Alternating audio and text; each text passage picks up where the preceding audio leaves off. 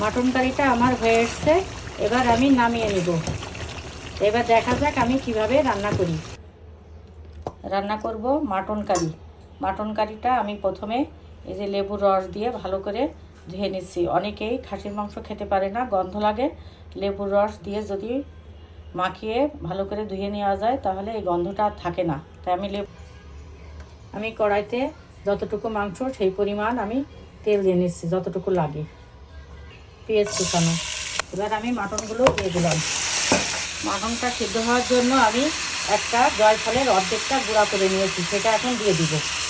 একটু নাড়ার পরে মাংসের কালারটা চেঞ্জ হয়ে এসছে। এবার আমি অল্প একটু পানি দিয়ে দিব, পানিটা হতে হবে গরম। দেবো হলুদ গুঁড়া, ধনিয়া গুঁড়া, লবণ, কাশ্মীরি মরিচের গুঁড়া। এই মশলাগুলো দিয়ে আমি কিছুক্ষণ নাড়বো, কিছুক্ষণ নাড়তে থাকবো। মাঝে মাঝে একটু নেড়ে দিতে হবে যাতে নিচেই লেগে না যায়। লেগে গেলে মাংসের স্বাদটা একেবারে ভিন্ন হয়ে যাবে। তাই মাঝে মাঝে একটু ঢাকনা খুলে নেড়ে দিচ্ছি। এবার আমি দিয়ে দেবো টক দই। টক দইটা দিয়ে একটু বেশি বেশি করে নাড়তে থাকতে হবে, নাকি ছানা কেটে যাবে। মাংসটা থেকে আমার তেল ছেড়ে দিয়েছে।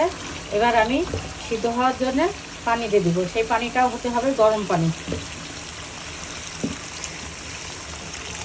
আমি পানি দিয়ে দিয়েছি। এটা কমসে কম 45 মিনিট রান্না করতে হবে। ভিতরে আমার আদা ও রসুন বাটা দিয়েছি, কিন্তু ওটা স্কিপ হয়ে গেছে। এটা মাংসটা আমার মোটামুটি সিদ্ধ হয়ে এসেছে। এবার আমি টমেটোর পিউরি দিয়ে দেবো।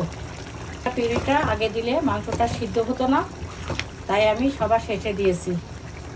এবার দিয়ে দেবো কাঁচা ঝাল।